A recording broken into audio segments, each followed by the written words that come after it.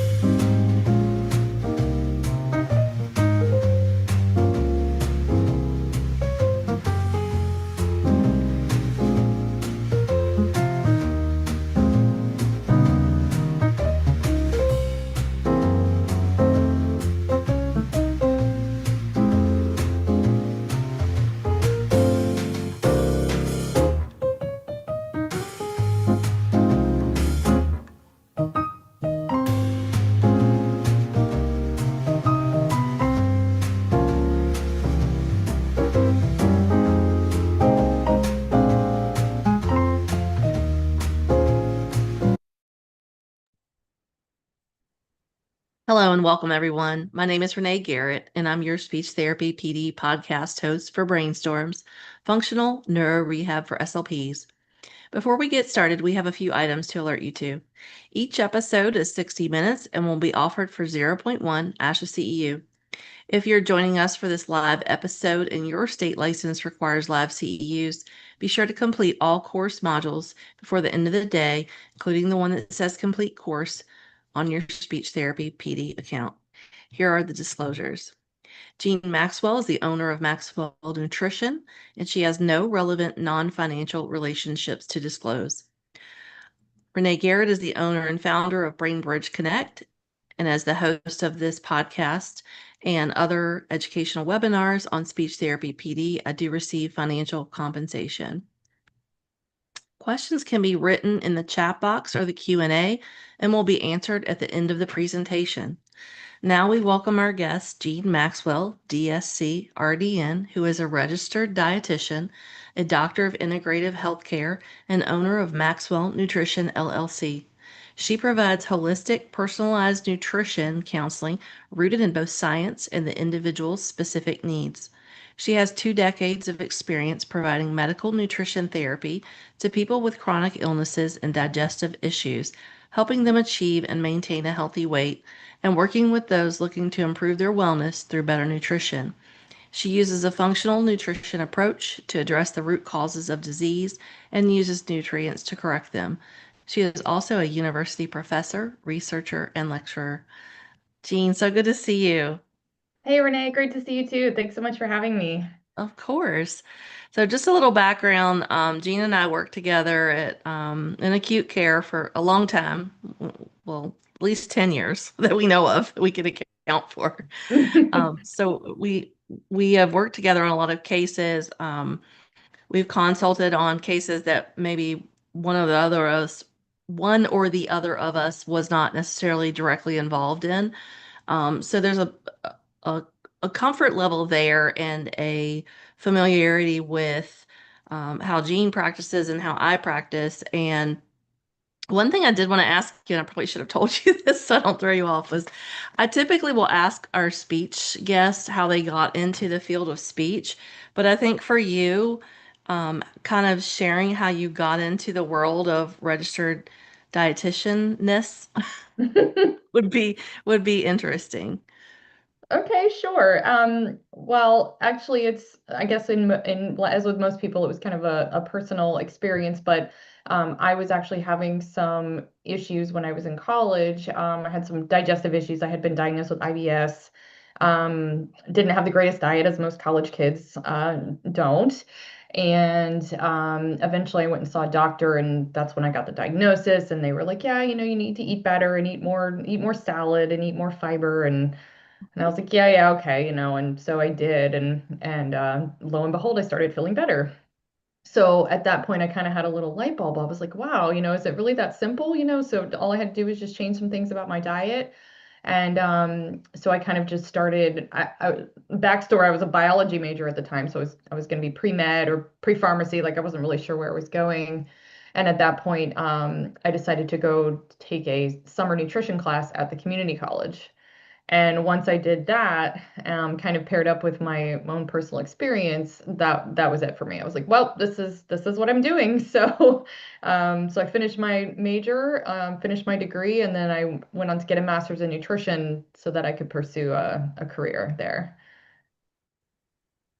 I didn't know that. That's funny because we've known each other for so long. I know. Um, and I think it's really important to kind of get the background because it speaks to not only your level of expertise clinically, but it speaks to the reason that you do this every day, right? Because I think when you have a personal connection, you can be more effective at your job and your knowledge seeking is a little bit higher, if you will.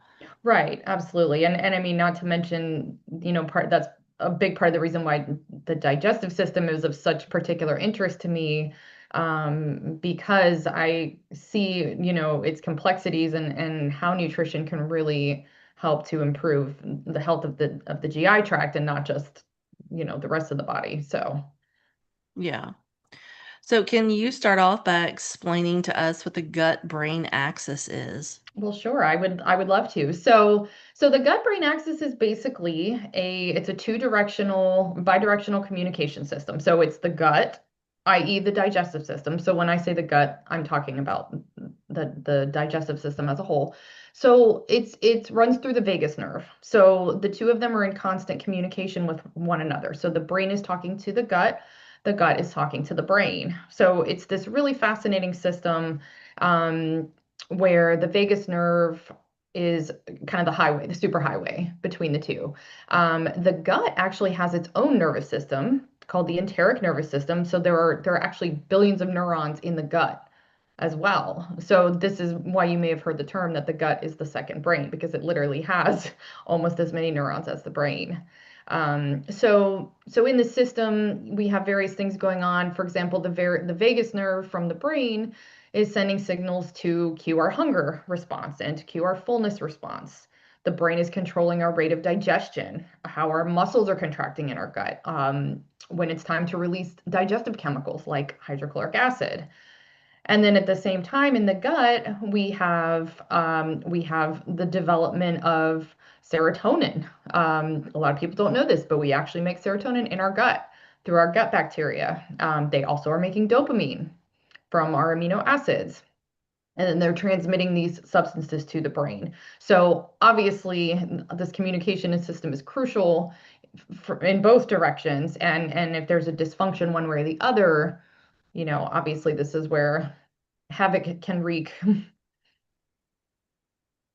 Yeah, and I'm just thinking about, in our patients with pre-existing digestive disorders, like you mentioned, IBS for you, and then maybe Mhm. now they have, and I say this because we worked together for a long time, especially in ICU, we have this new stroke, or we have a patient who comes in with Parkinson's disease, or someone who's had a history of head and neck cancer, or even some abdominal cancer. That digestive system and the brain can work together and, be a good positive thing, or can fight, right? Right. Right. Definitely presents an added level of challenge there when you're kind of tackling multiple either underlying disease states or acute conditions, some combination of the two. We've certainly had our share of challenging cases where you're having to kind of address it from both ends. Yeah, as I mean, everything from chronic, not chronic diabetes. Diabetes is chronic.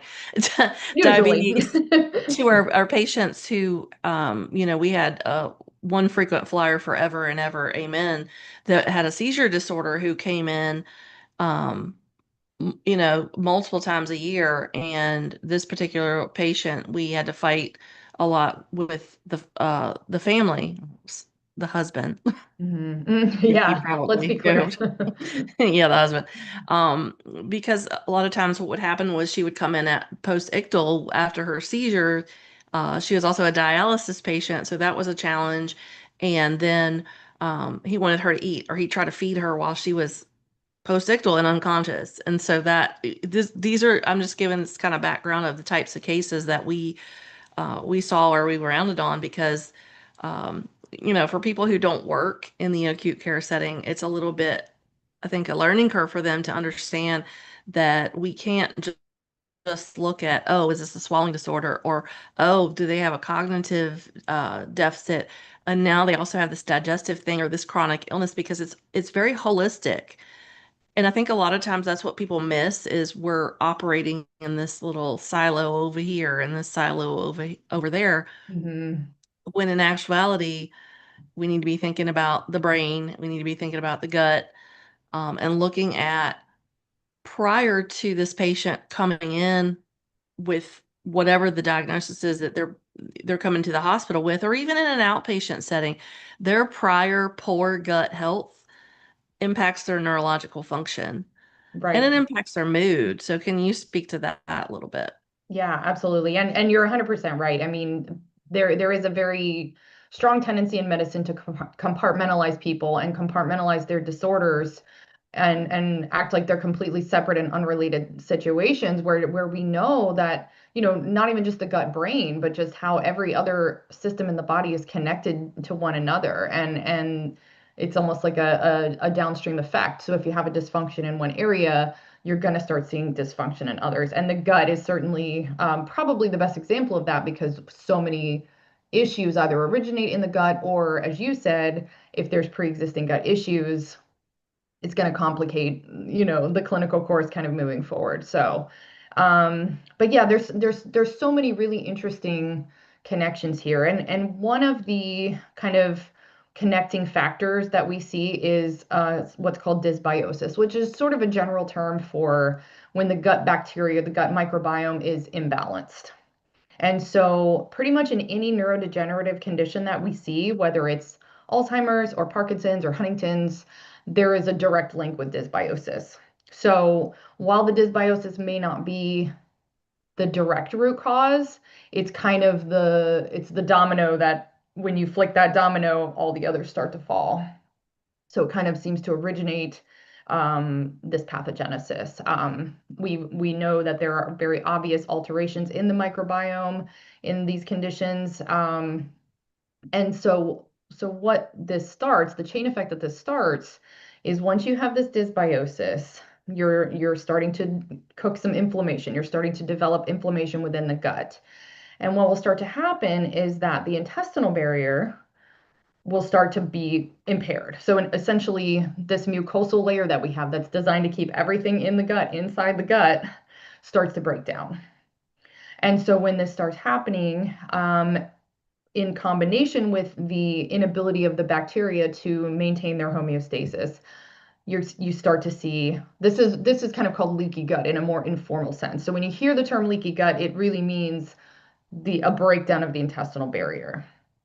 And so what happens in this case, in the case of neurodegenerative diseases, is you start to see neuroinflammation. And part of this is caused by a misfolding of a protein called alpha-synuclein. These are what develop Lewy bodies. So when someone has Lewy body dementia, for example, this is what's happening. It's this misfolding of these proteins. And so instead of being able to maintain these proteins intact inside the gut, they're allowed to kind of start leaking out of this compromised barrier. And so those are leaking out, bacteria are leaking out, other proteins, undigested food particles, things that again are meant to be inside the gut where they belong, are now in the bloodstream. And then this is where the immune system just launches an attack, because it's like, hey, wait a minute, you're not supposed to be here. You don't belong here. And so the attack is launched, and this develops that inflammation. And this cycle keeps repeating, because the more inflammation in the bloodstream, the more inflammation in the body, this is perpetuated further with the dysbiosis and the additional inflammation, and so on and so forth.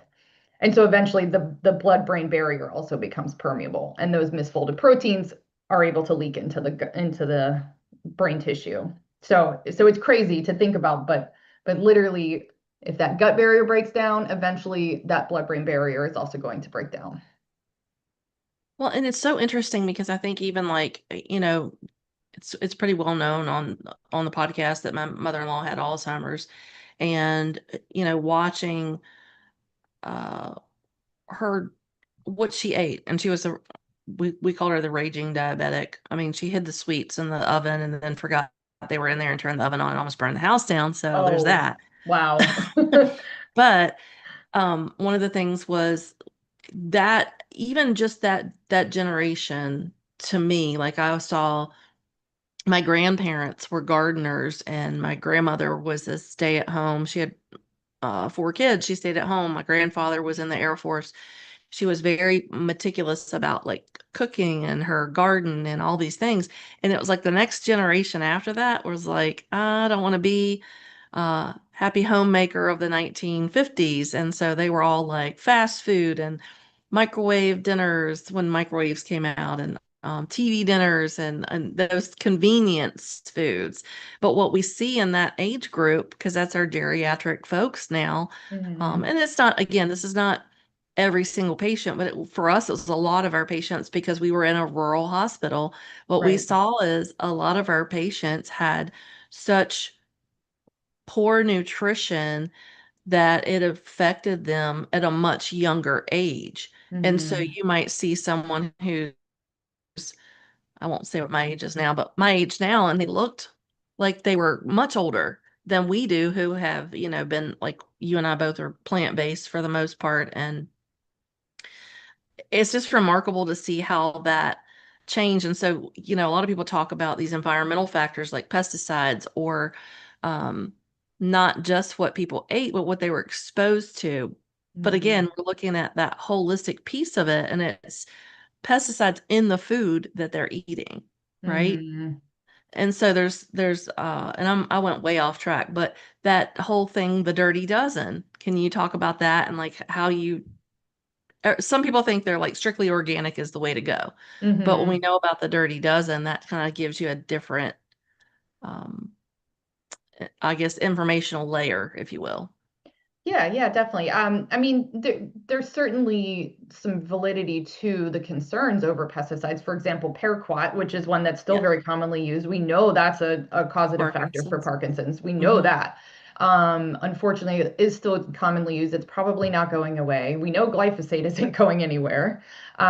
So yeah, so it does create, I think, some paranoia and a little bit of, I think it makes people sometimes feel like, well, what's the point, because our food is poison and it's going to kill us anyway. But really, I mean, that's why the Dirty Dozen guidelines were developed is I mean, there are actual scientists who study this and they're measuring pesticide residue. They're measuring which ones are more commonly sprayed and which ones are less. And so the Dirty Dozen essentially are the 12 most heavily sprayed crops.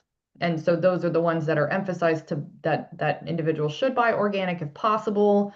But the thing of it is this too. If you can't, it's okay. It's the benefits of eating fruits and vegetables still outweigh any potential hazards from consuming pesticides. The main thing is just you need to wash your produce really well. Very simple. You just soak it in baking soda water for about 5 minutes, and that actually gets out a significant amount of the pesticide residues. So you don't need to obsess about organic, follow the Dirty Dozen and the Clean 15, which the Clean 15 are the ones that you don't have to worry about. Wash everything, soak it well.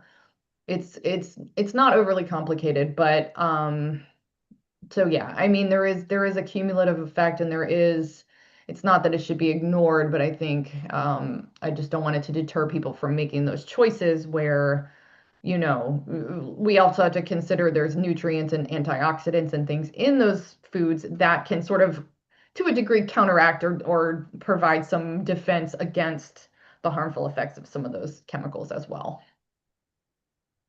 Well, yeah, and I mean it really the trends in what we see in the media, like eggs were bad for a very long time. Don't eat Mhm. eggs, it's raising your cholesterol. Eggs are terrible. Don't do that. Right. Um, and then there's been a couple of other, I'm trying to think what the other one I was gonna mention. Um, eggs was the big one. Uh, for a long time it was, in the 80s and 90s, it was no fat or low fat. Right.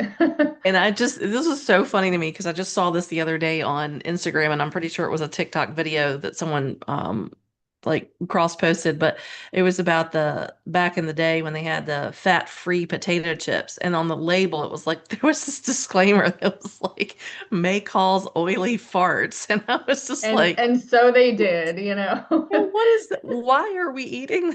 It's I just know. It's crazy. craziness. Yeah, and that's the thing about science in general, but particularly nutritional science, is it evolves. And so like using eggs as an example, right now we know that not only for the most part, does dietary cholesterol not raise total cholesterol, but that eggs are incredibly nutritious, especially the yolks. I mean, you want to talk about brain food, brain nutrients, that choline and that vitamin A. I mean, these are things that our brains need. So yeah, and clearly the fat-free craze didn't do anyone any favors, right? We're no less obese. We have no lower rates of heart disease. Like nothing improved.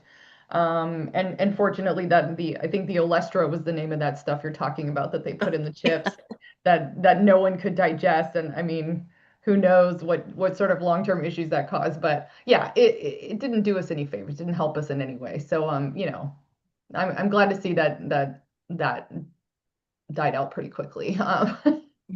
Yeah, died out literally for Yeah. most people's guts. Yeah. So that's the thing about nutrition. It's just like, and as dietitians, we really have to keep up with this stuff. We really have to be on top of it. I mean, even in the 20 years since I was in my master's program, so many things have changed about what we know, and so it's a lot to keep up with, but you know, Well, it's and I always tell like my students that they really could do themselves a favor when if they're especially if they're going to be working with swallowing disorders, but just in general.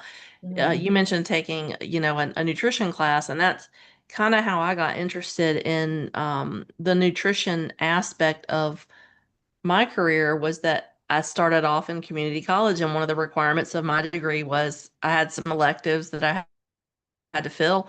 And I thought, oh, well, that would be really interesting to take a nutrition class. It was something I'd always been interested in, and I'd always been pretty vigilant because I was an athlete, I was pretty vigilant about what I ate. mm, Um, and it was really eye-opening because there were things that I learned in there that I thought I knew, but I didn't know, like fat-soluble and water-soluble vitamins. I just thought you took your vitamin and you were good. I didn't realize that there were these things that seem so simple, and then I look back at my grandmother when she was very much ahead of her time with the gardening and very, very much ahead of her time with her supplements. She was a prevention magazine lady. She loved that magazine, and she had all the supplements, all the things and stuff. Like she was flaxseeding before that was a thing. wow. So she was very ahead of her time, and that's probably why she lived to be 88 because she had some pretty chronic history and genetic history in her family of diseases. But when we're thinking about going back to the neurological piece, what are some of those common effects of neurological disorders on digestive function? I know we kind of talked about, we really didn't delve into diabetes so much, and it doesn't start as a neurological disease. It can progress into that, but Mm. kind of talk to us about those diseases and what that impact looks like. Well, one thing that's really interesting is that constipation. We know that that's very common with, particularly with Parkinson's. Mhm. You do see it in several others, but chronic constipation is actually a very early symptom of Parkinson's. Sometimes it can show up 20 years before any of the other symptoms. So this is kind of something like even from a speech therapy or other, provider can kind of follow up on. If somebody is having that issue and it's something that they've had for a long time, it's kind of an early red flag that we can try to help mitigate. Because as the condition progresses, that certainly can also get worse. So constipation for sure, and just general slow digestion, gastroparesis, which is slow emptying of the stomach due to inadequate peristalsis, inaccurate muscle contraction, early satiety, so people getting full very quickly. So you can kind of see how the gut in general tends to slow down. And when this is happening, this will obviously affect intake, affect our digestion. We also have others where there may be the opposite problem. They may have too fast of a transit time in their gut. Um, it's interesting too because serotonin controls the rate of motility. So that's one of the signals that serotonin sends from the brain to the gut. And now remember, we need to be able to make the serotonin in our gut in the first place. So it has to be made in the gut, it has to get to the brain, and then has to be sent back down to the brain or back down to the gut to tell it to contract and move that digestive material through. And we know that serotonin is altered in neurodegenerative diseases. So serotonin is playing a big role here. We of course also have dysphagia, right? That's a huge one. Both from a dysmotility standpoint, like of the esophagus, but also, again, the brain not sending the correct signal for the epiglottis to close so that the food can go down the correct, go down the esophagus instead of into the windpipe, into the trachea. So, and that's something I think, Renee, you and I saw a lot in the inpatient setting was, um, that dysphagia caused by some neurological dysfunction or another, but definitely a common one. And then, again, kind of trickling down, if your digestion is not working properly, if you're either going too slow or too fast, or you're not eating enough in general because of your swallowing difficulties, or maybe it's painful or whatever, you're not absorbing your nutrients properly. So we're running risk for deficiency. And this is further impacting the brain because of those nutrients that are required for proper brain function, right? We need magnesium, for example. We need our fats to be broken down correctly so we can make cholesterol so that the cholesterol can get to the brain. I mean, we have all of these. So again, you're just creating these loops, these feedback loops where the brain is affecting the gut function, and then the poor gut function is further affecting the brain. But again, we have this common another kind of loop coming back where the dysbiosis causes the leaky gut causes the neuroinflammation causes more dysbiosis. So there's a lot of vicious cycles here just repeating where one is affecting the other just constantly.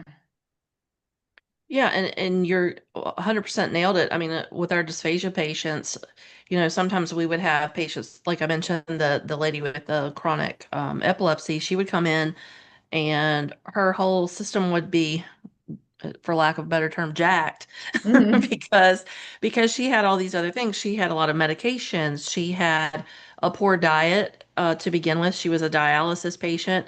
I think she was like what renal stage, end stage renal. I mean, she was a medically a mess, and her husband would try to bring her like a burger from McDonald's or a Hardee's biscuit, and we're like, come on, You can't eat dude. that, Like, man. Read the room. Come on. yeah, yeah. Like, can we get an apple or just something really simple? Yeah.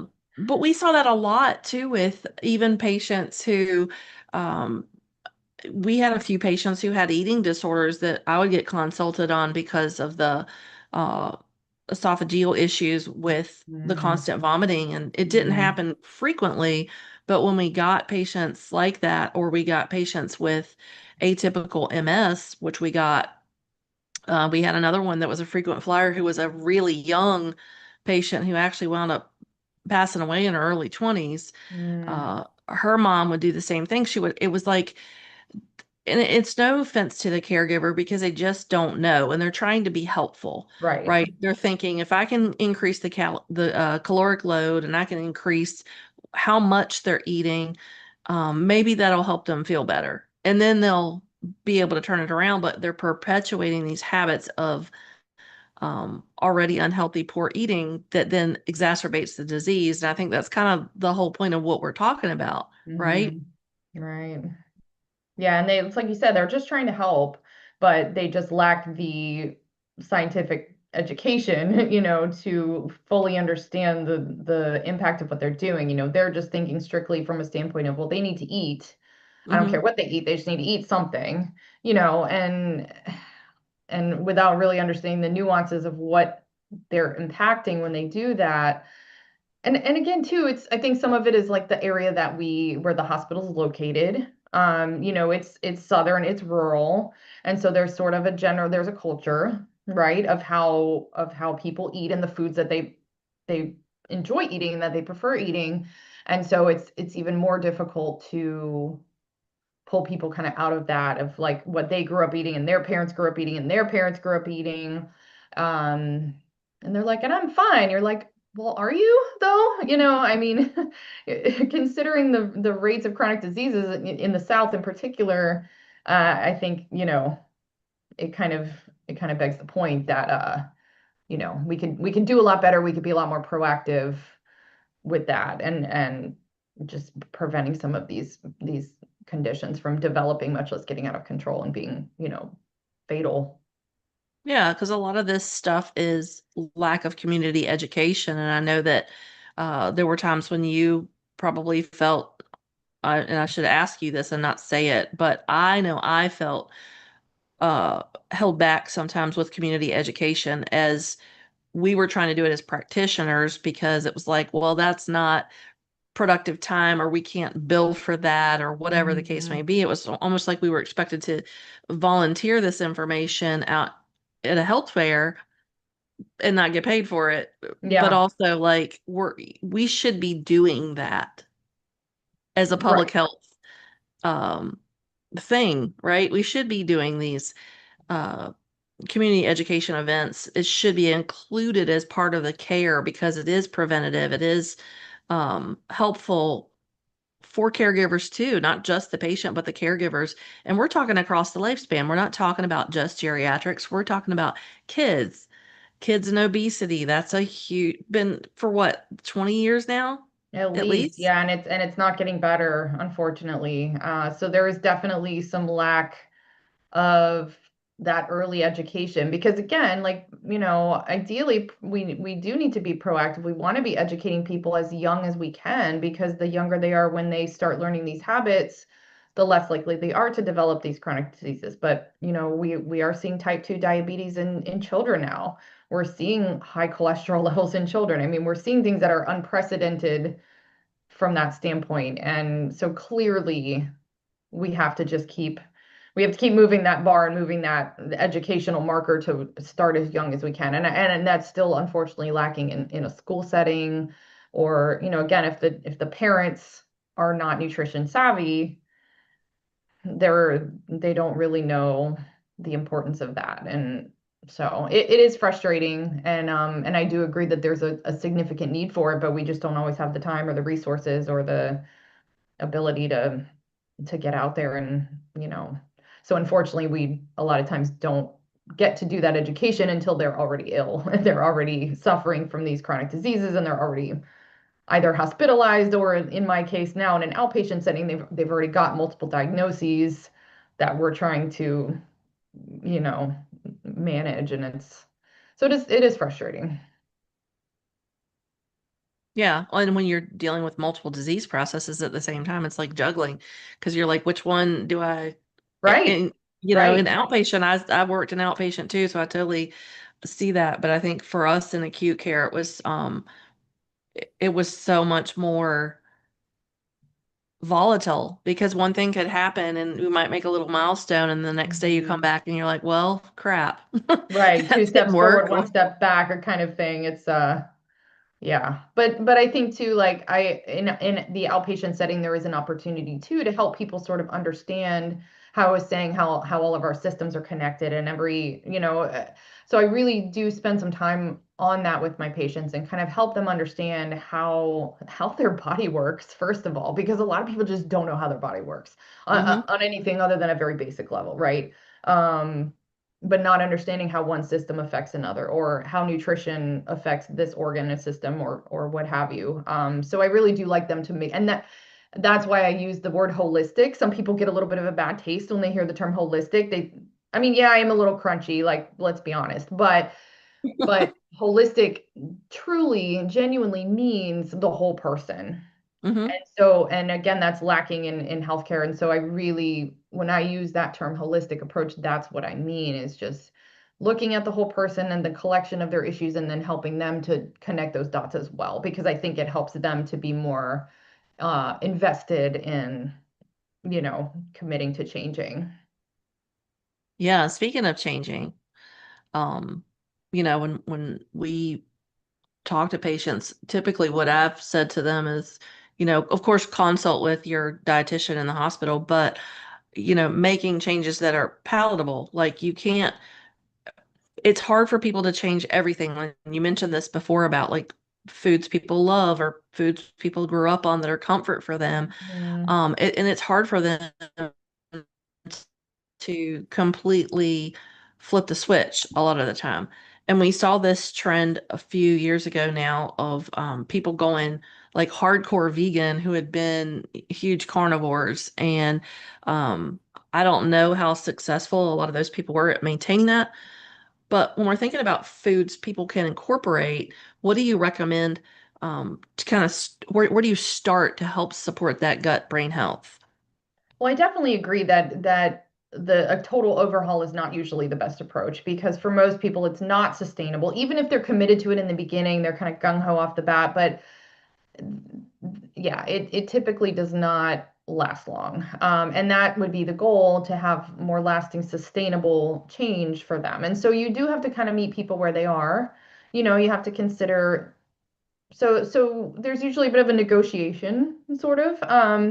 I like to focus on adding foods, for example, instead of taking away foods. That's kind of an approach that I tend to use, eating more vegetables or eating more fruit, or just kind of depending on what it is that the person's lacking. Um, but in terms of more specific foods, I definitely encourage things like leafy green vegetables. These have particular benefit for the brain, um, particularly because of the folate, the vitamin K. These are linked to slower brain aging, for example, and slower rate of decline in kind of early neurodegeneratives. Fiber, obviously, because we need to support the gut. Fiber is what those gut microbiome, that's what those bacteria are eating. So you have to feed them for them to do their job. So this is a big area of focus for me, for sure, is these high fiber foods, so that the gut bacteria can take that fiber and not only use it for their own fuel, but they also convert it into things that we need. For example, short chain fatty acids. And short chain fatty acids help keep that blood-brain barrier intact. So fiber, the importance of that cannot be overstated at all. Also, of course, the foods that encourage the proliferation of those gut bacteria, like fermented foods. So I always encourage food first. I want people eating fermented foods like pickles or sauerkraut or kimchi or, yogurt, whatever form that might take. So that's kind of one thing. I'm like, okay, well, which of these foods do you like? Which of these are you willing to eat? And then we work on incorporating those. Beyond that, I encourage kind of a rainbow diet, is what I call it. So lots of very colorful fruits and vegetables, particularly the purple berries, beets. These have very particular antioxidants for brain health. We know that berries can actually help us grow new brain cells. It reduces production of AGEs, or advanced glycation end products. These will prevent some of that inflammation that's associated with Alzheimer's and some of these other brain diseases. So, you know, it's nothing, it's not rocket science, it's nutrition science, right? But just getting more of those types of foods in their diets, omega-3 fats, right? We know those reduce neuroinflammation. So I'm getting people to eat more salmon and sardines and nuts. Nuts have some particular anti-inflammatory properties for the brain. They help reduce beta amyloids, which are what cause Alzheimer's development. We have magnesium that helps to convert those amino acids into our neurotransmitters like dopamine. We have, I think we talked about eggs earlier, and those brain nutrients that are found in eggs. And just kind of generally like a Mediterranean diet pattern. We have some really strong data that Mediterranean diets are preventative of cognitive decline in general, but also some very specific neurodegenerative conditions. So yeah, so like I said, it's really about me trying to start with adding foods to their diet. And then if they are eating very heavily processed diets, drinking a lot of sodas, things that are a little more on that inflammatory spectrum, we start working on. So it's kind of like this, right? We're trying to increase those whole foods, those rainbow foods, those brain foods, and then decreasing those that could be contributing to just general inflammation, because we know that general systemic inflammation will eventually lead to neuroinflammation. It just, again, from that gut brain pathway, that leaky gut, that compromised integrity of the gut barrier eventually becomes the compromised blood brain barrier. So, even if I'm not working with people directly with these conditions, you only get one brain. And that brain controls everything. That is your control center, your command center. So if that brain is not in prime operating function, guess what? Neither is anything else. Yeah, So I we've say that all the time. I yeah, say it on the we've got to podcast all the support time. that brain, like no question. So regardless, even if I'm not really bringing that up, even if I'm not really talking about the brain per se, um, all of these foods I would be recommending regardless for that.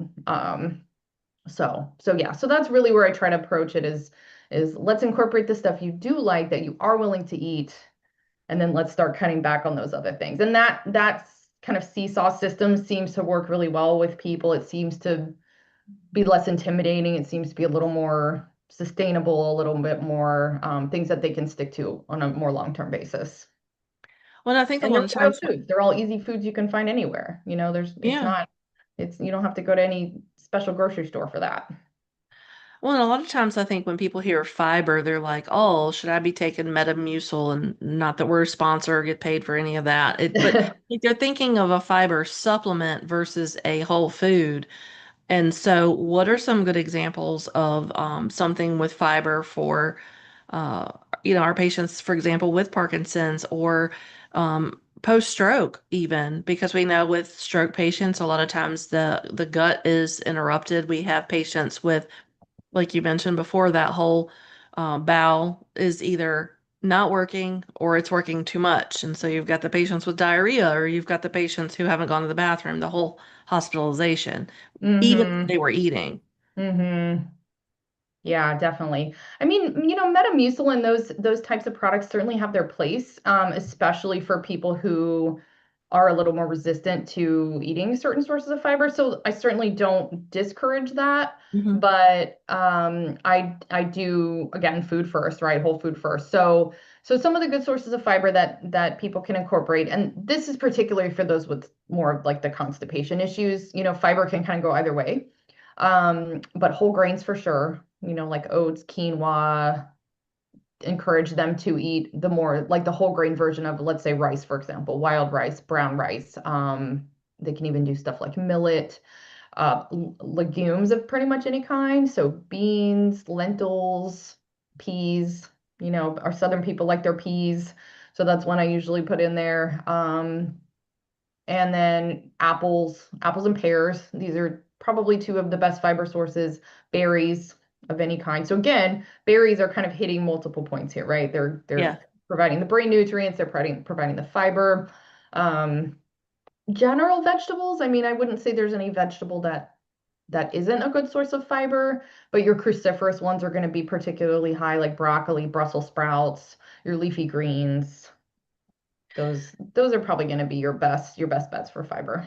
And I'm laughing because part of my dinner was brown rice and broccoli tonight, which I know probably doesn't surprise you because you and I think we're the salad queens at work. I think I ate a salad every day for 10 years of working in acute care because one, it was convenient. I Yes. could make it the night before and not, put anything on it. I could incorporate anything in my refrigerator. Um, it kept well overnight, and so I would Hmm. just prep it the day before, and I could eat enough to sustain me for my however many steps I got in a day. Because depending on, like, for You example, were when I was running. You were running. I was running because I was the only one there for Yeah. speech. And then when I Yeah. worked at Norfolk General, I was one and a half SLPs for the entire campus. And, uh, you're familiar with that campus. Our listeners might not be, but there's about Hmm. 6 buildings, Yeah, a, it's not small. It's a a freestanding compound. heart. It's a whole campus. Yeah. Yeah, a freestanding heart hospital. Um, we had inpatient rehab, but we had like, I think there's what, 5 different types of ICU. There's Yeah. neuro ICU, At there's a burn least. trauma, there's general ICU. Like it was crazy. I'd have 12,000 steps probably Mm, by like 11 a.m. when I covered that place. It was nuts. So I had to I have can't something imagine. where I could kind of throw everything in a container and get after it in 30 minutes while I'm charting and not taking an actual lunch. Right. Um, Yeah, salad. I love a good salad, and it is a great way to incorporate a lot of these foods. I mean, you can throw some broccoli in there. You could put fruit in it if you want, and that talk about that rainbow color. I mean, yeah, you could pretty much easily hit all of those colors with a nice big nuts, salad. And then you throw your protein in there. Yeah, get some nuts, get some salmon on it. I mean, you could build a pretty brain powerhouse salad with kind of like you said, kind of whatever you have. So yeah, so that's a great, and most people like salad, at least to some degree. So it's an easy enough thing to it's low effort. So that's a good way. So yeah, I mean, it's really not difficult to get enough fiber, but despite that, it does seem to be a problem. I don't know if you've read any of the recent statistics, but fiber is kind of the new thing that Americans are lacking. The colon cancer rates are higher than they've ever been. Um, Fiber is definitely lacking. So we really need to step up our game with that. Yeah, I'm trying to remember my one that was like, I was obsessed with this salad for a while. It had blueberries, spinach, and I can't even remember. It's some kind of nut. And no, it wasn't. It was, I made a dressing out of almond butter. It was like, Oh, I was obsessed. And now yum. I never, it was on my phone and now it's not on my phone. And so I can't Gone make it. forever into the ethers. And I can't remember because now I'm, 1,000 salads later. Right, exactly. So we have quite a few questions, but I want to ask you one more before we get into those. Sure. We're talking about these ways to support your gut brain health with particular foods, but what are some really practical, easy to implement strategies for people with progressive neurological disorders and their caregivers? So I think there's a difference between knowing what the foods are and then how do we work these in? What are those strategies? Right, definitely. So I mean, certainly we want to still keep the focus on that nutrient density, right? But we need to prepare those foods in ways that are both palatable and then safe for that person. So if there is dysphagia, we need to make sure that those foods are being prepared appropriately for safe consumption for them. So as much as possible, I do like to keep that focus on the whole foods diet, really try to limit their processed foods, although I also feel strongly about quality of life and happiness. And if there's certain little kind of treat things that they really enjoy having, like I think that's okay. But I Hmm. think we really need to focus on those daily brain foods, getting them berries. So, for example, you can make them a really nice smoothie with greens in it and with berries in it, and things that are, and you could even put nuts in them or peanut butter or whatever.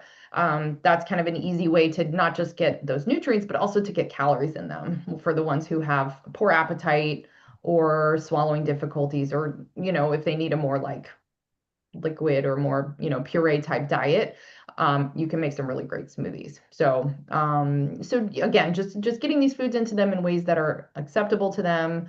Um, and this may need to be done in kind of small increments, right? Because again, if they're getting full quickly, if they're constipated, if they're just not digesting very quickly, they're not going to be able to eat large amounts of food at one time. They're not going to want to because they'll be Hmm. uncomfortable, and so you may need to offer every, 2 or 3 hours, you may need to offer some kind of nutrient dense snack or a small meal, again, with emphasis on those fiber rich, brain nutrient rich foods.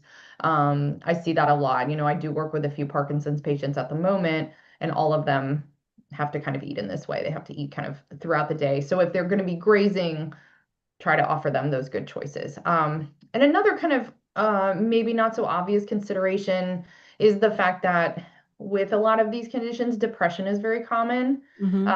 So just making eating a pleasant experience for them, sit and eat with them if you can, and make the environment really nice. Like put the food on pretty plates, or maybe play some music that they enjoy while y'all are eating. Just make it a very happy experience for them. Also, so that they don't dread eating, so that they don't develop any kind of negative association with eating meals. I think that's really something that could be really helpful for them. Not to mention the fact that depression exacerbates dysbiosis. It exacerbates that gut and brain inflammation. So just scientifically speaking, in addition to the social aspect, you're benefiting them by helping to keep that depression from kind of from spiraling. And then finally, as far as the probiotics go, I mean, you really want to try to get them to eat those good fermented foods. Not everybody likes them, but at least like yogurt. Most people like yogurt. That's something else you can sneak in a smoothie. So really supporting that microbiome is a really, I think, important piece of this, because that's going to help attenuate that inflammation. Again, giving them that fiber, it's going to help protect that blood-brain barrier. So as much of that as you can get into them, I think would be helpful. Maybe a probiotic supplement if needed. You just have to be careful with probiotic supplements because you want to, probiotics, I think, are kind of, people are give them kind of willy-nilly, but you really need to take specific strains based on what you're trying to do.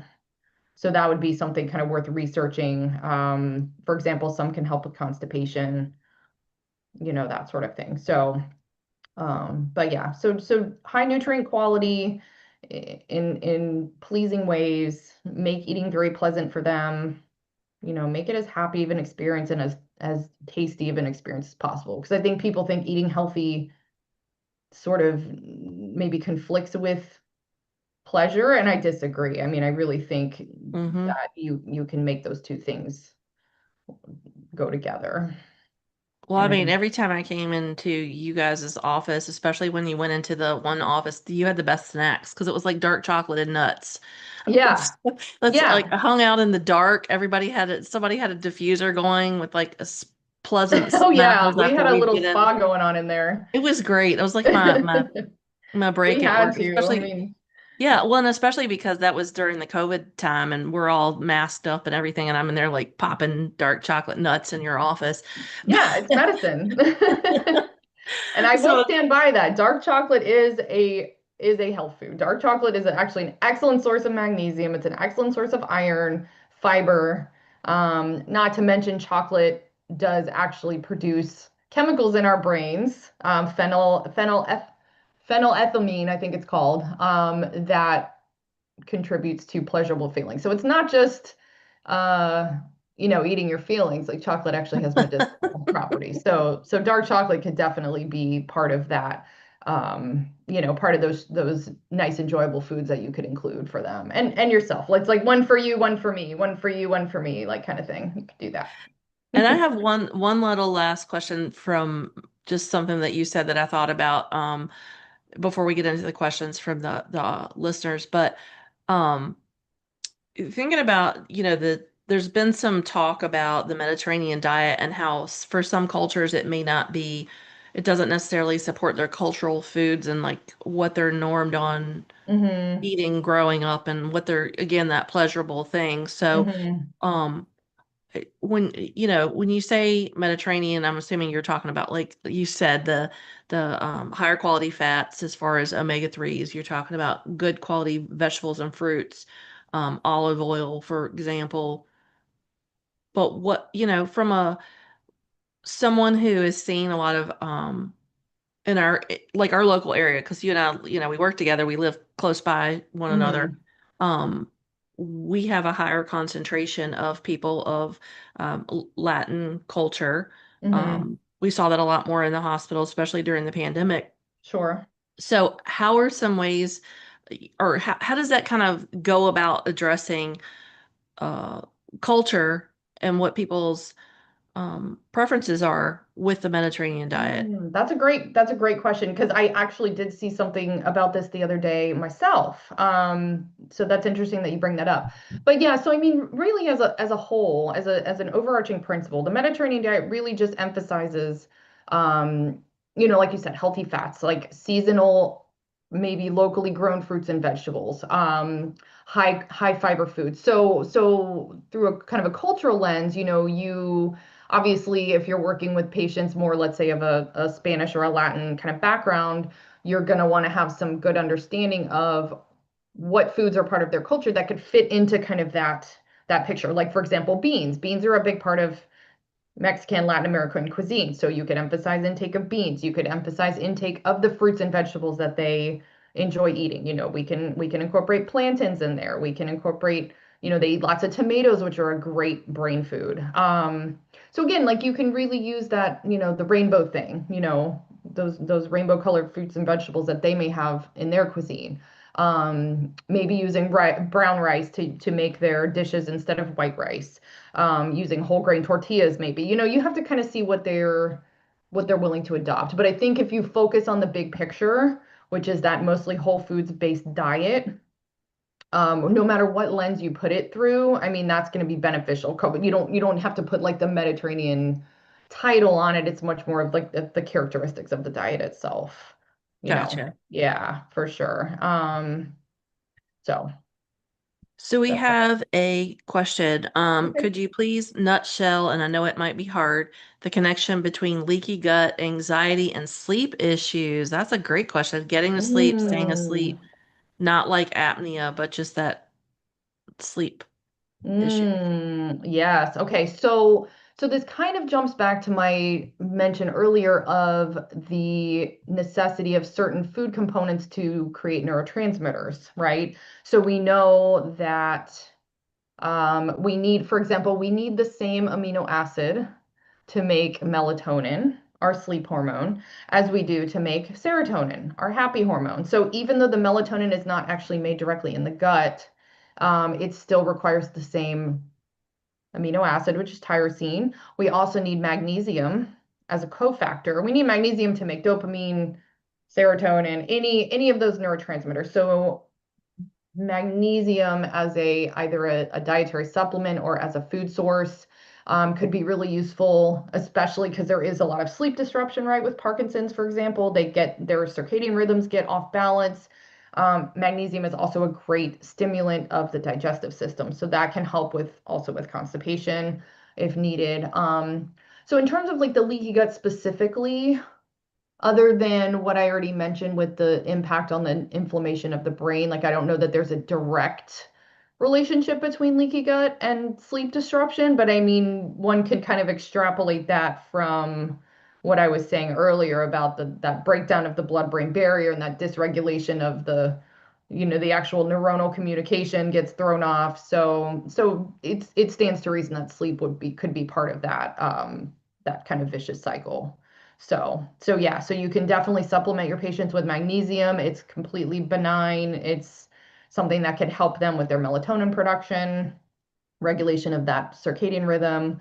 Um, so did I fully answer that?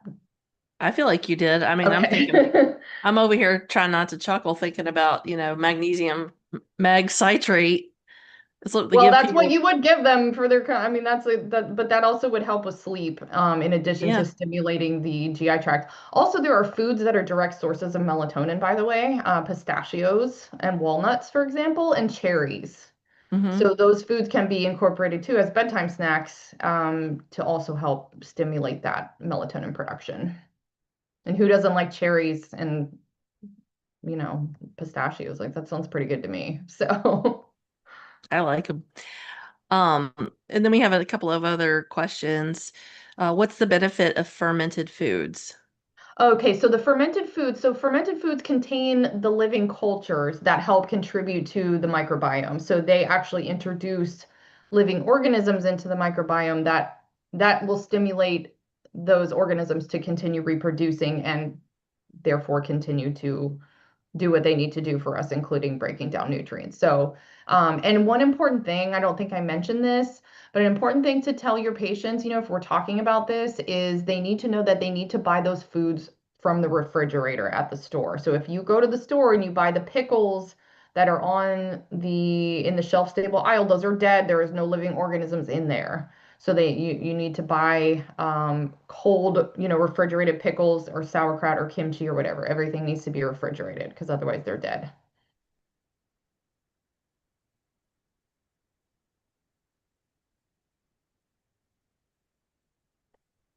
But yeah, And then the but again, same that person fermentation asked, is what's your favorite super dark important. chocolate? Oh, my favorite dark chocolate. Oh, well, lately I've been actually buying the one from Lidl. The Lidl brand dark chocolate is actually really good. There's another brand that I like called Hue. It's just HU, but I haven't been buying that one as much because it's really expensive. But really, whatever you get, it should be Yeah. 70% minimum dark chocolate. The higher, the better. Obviously, the higher it is, the less sweet it's going to be. So it takes some adjustment. But 70% minimum is what I recommend. It doesn't have to be organic, but one thing I would recommend looking into is if the company does heavy metal testing, because some dark chocolates can be rather high in heavy metals, and we know heavy metals contribute to neurodegeneration and neuroinflammation too. So be careful with that.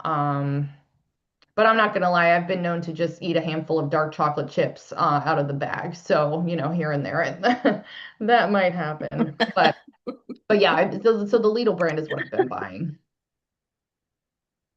That's the same thing I buy. And I also love a cacao nib on something, anything really. I Hmm would hmm. handful that too and just pop it in my face. Yeah. And so, We that's have kind of one a point too, more. is you can really just incorporate cocoa powder into things too, because then you're getting all the cocoa, all the antioxidants without any sugar or anything like that. So like you can put it in your coffee, you can make your own little hot chocolate at home. I put it in like my chia pudding. So don't overlook pure cocoa powder as well. We have one more. Oh, I love this question. Weigh the pros and cons of wild versus farm raised fish, and can you contrast with impact on neurotransmitters if different? Oh, that is a good question. Okay. So I certainly would advocate more for wild caught fish. And the reason is that typically in a typical farm raised setting, there is a higher concentration of certain potential neurotoxins like dioxin. Um, you do because the water isn't necessarily circulating, it's not free flowing, and so there's going to be accumulation of biologically active substances. So in terms of a direct impact on neurological health. I don't know if any study has directly compared those two things, for sure. But um, wild caught salmon for sure, because again, we need those omega-3s. Um, Typically, if you're worried about heavy metals, like some people are worried about that with their fish, so the smaller the fish, the lower the contamination risk of heavy metals, because mercury and such things, they bioaccumulate. So the small fish gets eaten by the bigger fish, gets eaten by the bigger fish, and so the mercury concentration will increase the larger the fish is. Um, but you're always going to see wild caught sardines. I think those are always wild caught. Um, so yeah, so I'm an advocate for wild caught fish, but again, I'm not sure if anyone has actually compared the two things, but my instinct would be, knowing what we know about dioxins and some of these other chemicals, that probably those are going to also be more concentrated in your farm raised versions. So, and the wild caught fish probably they're going to eat more natural diets. They're more in their natural habitat, and so probably maybe less stressed. I don't know. But yeah, so definitely wild Yeah, caught whenever possible. But farm raised salmon is still better than no salmon, right? Um, but really these days wild caught is not typically more expensive, so it's pretty reasonable to be able to purchase that. yeah, I actually get mine shipped here to the house. And I won't say the company because then, they might think I'm endorsing it. But what I found is that uh, the way that it's frozen and shipped, it's it's better. Like it tastes better. Like the quality is better. So I'm more inclined to eat Hmm. it. Whereas if you go to a regular grocery store and that fish has been sitting out and it looks a little questionable and you get it and you're like, oh, that smells weird. Yeah. Yeah, I'm not eating that. If it smells weird, I'm not eating it. I have terrible, I have terrible sinus issues. And most of the time I can't smell. So if I smell it and it smells weird, It's a problem. I'm Yeah, not so eating it. and if you want to be on the safe side, you can buy your fish frozen, certainly, because also that guarantees that the parasites have been killed. Freezing will kill any kind of organisms that might be in there. Um, and it's very easy to find wild caught frozen salmon, for example. That's pretty common in any grocery store. So don't feel like it has to be fresh. It may even be better quality if it's frozen. So. And we got one more left, and then we'll wrap up. Is there a recommended source of nutritional information to use as a resource and or an educational source? Like so for are you speaking about for neurodegenerative diseases especially, or just as general, a general place to get handouts? Because I don't really know of one specifically geared towards that kind of This is area. both or So either. both or either. Yeah, that's a good question. Like, I mean, honestly, I tend to make my own handouts because I can never find exactly what I'm looking for. But I imagine that there probably is somebody out there. I would have to look into that. Like I would happily compile some for you, Renee, and maybe you can Okay. disseminate those to people. I would actually really have to look because like I said, I tend to kind of compile my own from the research studies and but there's got to be somebody out there. There's got to be a dietitian or a nutrition expert that has a particular focus on this stuff. There are definitely some books that talk about brain nutrition. There is one that focuses on mental health conditions. It's called Nutrition for Mental Health. Leslie Korn is the author. She's a dietitian. There's also a book called Power Foods for the Brain. This is by Neil Barnard. So those are a couple Hmm. of books that you could check out that have some good, easy to digest information. But as far as like handouts and educational stuff, I would have to look into that, but I definitely will do that. I think the ones that we used in the past, so, when we weren't, because we had to use the specific ones for our health system, but Right. American Heart Association, the American Diabetes website, Yeah. I know They they can give have some some, real general stuff. Yeah, yeah, yeah, for but yeah, sure. it'd be great if we could have like a show notes thing that we could put out there. But Sure. Jean, thank you. I know this has been a little bit of a long time in the making, and I'm so Yes. grateful you came on because uh, it was everything I wanted it to be and more. So I appreciate you being on and sharing your knowledge and your expertise with us. And just as a reminder, if you've joined us for this live CEU, be sure to complete all course modules, including the one that says complete course before the end of the day on your Speech Therapy PD account.